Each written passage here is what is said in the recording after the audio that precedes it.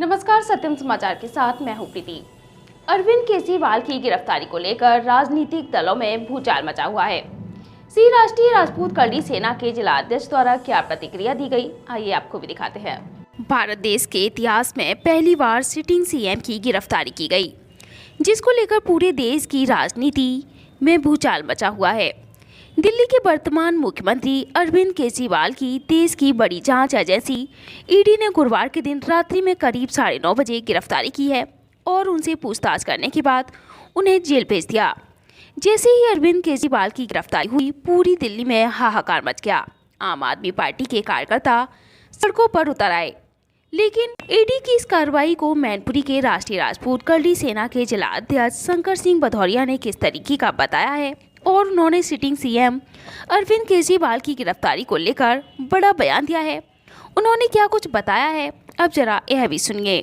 जैसा कि हम सभी जानते हैं कि मुख्यमंत्री केजरीवाल जी को 9 सम्मान ईडी द्वारा पहले दिए जा चुके हैं और केजरीवाल जी ने उन सम्मानों का कभी भी सम्मान करने का सोचा तक नहीं। लास्ट में वो स्वयं हाईकोर्ट गए और उन्होंने ही इन सम्मानों के खिलाफ और ईडी के खिलाफ बहुत सारे अनलगढ़ आरोप लगाते हुए एक पिटीशन फाइल की थी, जिसका डिस्पोजल करते हुए माननीय न्यायालय ने कहा कि आप ईडी से कि जो भी सबूत हैं केजरीवाल जी के खिलाफ, वो सारे सबूत हमको इन चैम्बर दिखाइए।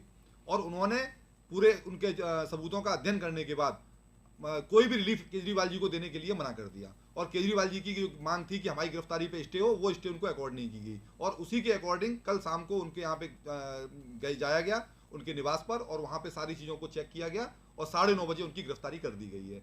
ये भारतीय इतिहास में, भारतीय लोकतंत्र में ये पहला ऐसा मौका था जब कोई सिटिंग सीएम गिरफ्तार हुआ है। ये बहुत बड़ा एक लैंडमार्क चीज है कि इतना भी इनको एक सभ्यता नहीं आई कि आप खुद जानते हैं, आप खुद एक आईआरएस अफसर रह चुके हैं, आप 10 साल से सिटिंग सीएम है। अगर आपको गिरफ्तार किया जा रहा था तो आप सीधा वहां से राज्यपाल जी के पास जाते, उपराज्यपाल जी के पास जाते और जैसा कि हेमंत सोरेन ने किया झारखंड में, ये हम सब लोगों के लिए एक एग्जाम्पल है कि लोकतंत्र का सम्मान कौन करता है। और अरविंद केजरीवाल जी, इनके बारे में क्या कहा जाए, ये तो 26 जनवरी के दिन धरना दे रहे थे, जिस समय भारतीय लोकतंत्र अपने गणतंत्र दिवस को मना रहा था, तो ये तो धरना देने वाले लोग हैं, ये आंदोलनजीवी लोग हैं, ये गलती से लोकतंत्र में आ गए, इनको लोकतंत्र का कोई सम्मान नहीं है।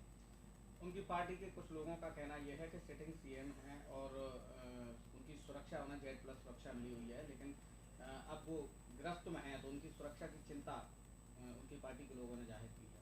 देखिए, मैं इस बारे में बिल्कुल स्पष्ट करना चाहूंगा कि इस समय जो वर्तमान सरकार चल रही है और माननीय कोर्ट चल रही है, जुडिशियल सिस्टम और हमारा जो लोकतंत्र है, उसके अंदर इस प्रकार की किसी भी संभावना से मैं बिल्कुल ही इनकार करता हूं।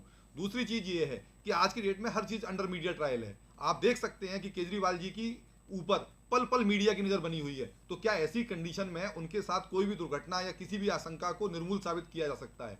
उनकी पार्टी के जो लोग ये बात कर रहे हैं, मैं उन लोगों को बताना चाहता हूं, मैं विपक्ष को बताना चाहता हूं। स्पेशली कल देखिए, आप एक इकोसिस्टम देखिए, प्रियंका गांधी ने तत्काल ही एक ट्वीट मार दिया, वहां पे मल्लिकार्जुन खड़गे ने एक ट्वीट मार दिया।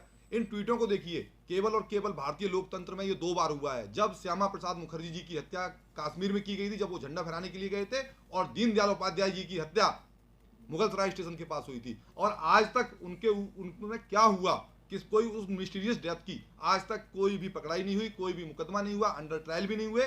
तो ये विपक्ष को बताना चाहता हूं कि आप लोगों ने क्या किया था। और आप देखिए, पिछले 10 साल के अंदर जब से वहां आपके मोदी जी की सरकार चल रही है, किसी भी नेता के खिलाफ या किसी भी नेता के खिलाफ इस प्रकार की कोई भी दुर्घटना या कोई भी संभावना कभी नहीं रही है।